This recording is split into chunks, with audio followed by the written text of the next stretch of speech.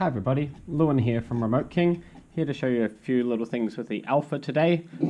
Primarily I'm going to show you how to decode and cut a key, and this key is a LF24 LF25, also called RK20 in Remote King language. This is the style key that we'll be looking at, and this is an impression key for a door lock, screen door lock this one is.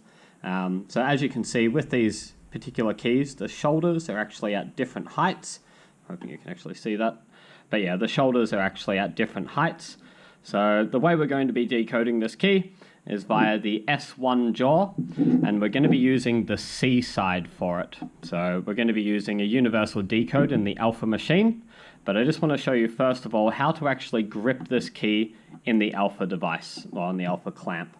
So the first thing you want to do is insert the key with the closest shoulder to the tip facing the right hand side. So the closest shoulder to the tip facing the right hand side. So you would insert the key into the actual clamp like so, and then you actually want to use this, which is what they call a shoulder stop. It's a magnetic piece of metal that actually slots into a nice little groove on the actual clamp, and then you want to finger tighten this up. So once you've finger tightened the actual tightener on the right hand side, you then want to actually come back and using the provided Allen key, you want to tighten up this grub screw just to make sure that there's no movement in the actual key when you actually cut. When you tighten this Allen key, it'll also straighten this key out so it's nice and straight and flat in the actual vise. So I've now tightened the vise up. I'm going to remove this piece and I'm going to put it aside, and then going to insert the vise into the Alpha machine like so, and I'm going to tighten up the tightener for the actual vise there. From there, the next step is we're going to come up to the actual touch screen, and we're going to go to, from the main screen, we want to select duplicate. From duplicate, we want to select double standard, and then we're going to select AB diff shoulder. So what that means is A and B side are different, and we're aligning it off the shoulder. And as I said, we're using the S1 on the C side of the clamp. We're going to select S1C. It's going to ask us to make sure that the jaw is clear of all debris. As you can see, the machine is nice and clean as it should be. And then we're going to select OK. It's now going to go down and actually do some checks and then start decoding the key. I can actually keep this open for you for now.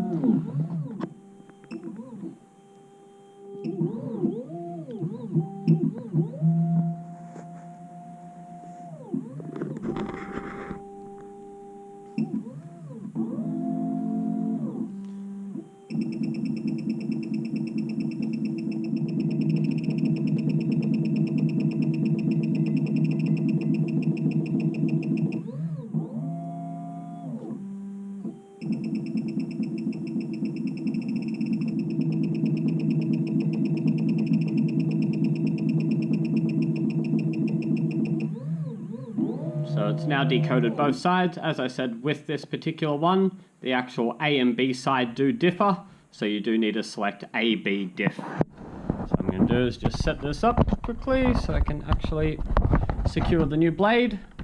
So we're going to remove the original customer's key, obviously. You will need to undo this Allen key to remove it. Undo the side of the vise here. Remove the original key, the working key. We're going to put that aside, and then I have a new blank key, obviously. So we're going to insert it exactly the same way, using the tip stop once again. Now, it's hard to show on video, but this tip stop, or should I say the shoulder stop, sorry. The shoulder stop will lock into this little groove with a magnet, so it sits firmly in place there. Once it's locked into that little groove, once again, you insert the key, and then you actually slide the actual shoulder stop to the point where it actually stops the shoulder from going any further. You slowly just tighten up the vise, and then once again you want to make sure you do up that Allen key nice and firm. Remove the Allen key, of course, remove the shoulder stop, put them aside.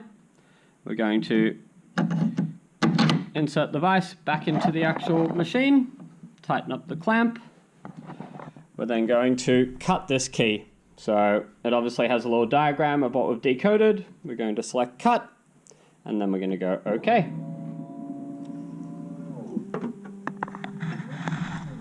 Just going to go down, do a couple of checks of the actual vise to make sure we are using the correct calibration, and then it's going to go through and cut the key.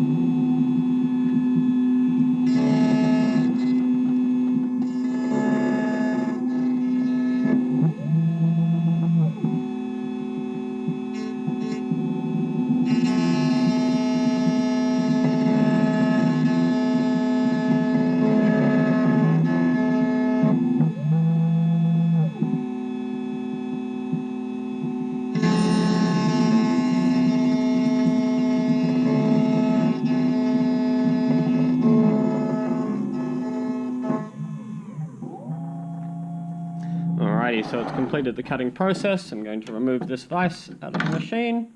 Just get that little dust off. Once again, undo the Allen key that holds the key in place. So you undo that. Release the actual jaw. Move that out of the way.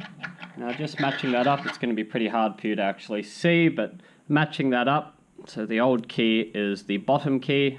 The original key is in my right hand, the top key, and the new key is in my left hand, and it's going to be, once again, very difficult for you to see, I know, but they actually look spot on, so they match up perfectly. So that's how you cut an LF24, LF25, or RK20. Thanks.